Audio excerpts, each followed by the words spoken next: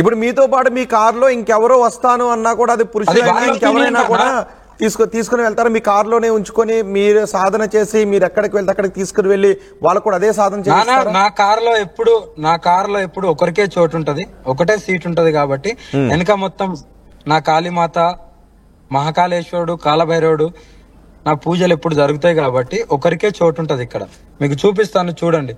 వెనకాల అందులో ప్లేసే ఉండదు. ఈ ప్లేస్ తప్ప, ఈ సీట్ తప్ప వెనకాల మొత్తం విగ్రహాలు ఉంటాయి. కూర్చోవడానికి కూడా ఉండదు. ఓకే,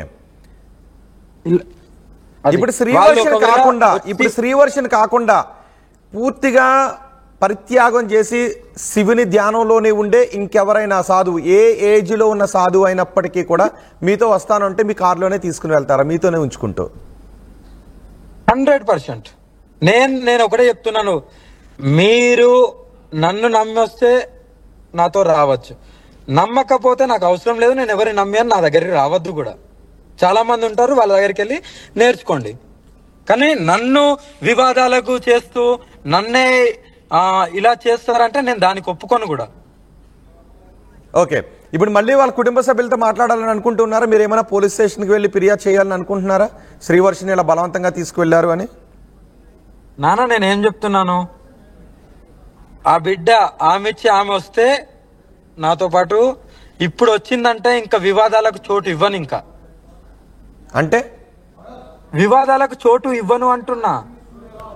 ఇలా నేను ఎక్కడనో ఏదో ప్లేస్ లా నా భక్తుల దగ్గరనో ఉంటే అక్కడికి వచ్చి ఇలా కొట్టుకుంటూ తీసుకెళ్లడం, అది ఎంత దూరం ఎలా నేను ఆలోచించాను. ఆమె ఇప్పుడు వచ్చిందంటే కొన్ని నియమాలు పెడతాను. అసలు కుటుంబానికి కూడా కలవనియను.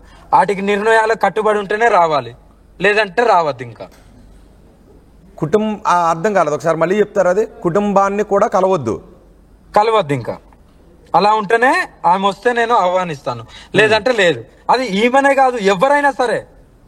ఎందుకంటే వివాదాలు నాకు చాలు. ఇంకా నేను ఇప్పుడు ఎక్కడనో ఒక చోట ఉందామని ఫిక్స్ అయినా, ఏదో అడవిలో లేకుంటే ఇంకెక్కడనో ఆగిపోదామని ఆలోచిస్తున్నాను. ఎందుకంటే బయటికి వెళ్తే వివాదాలు చేస్తున్నారు.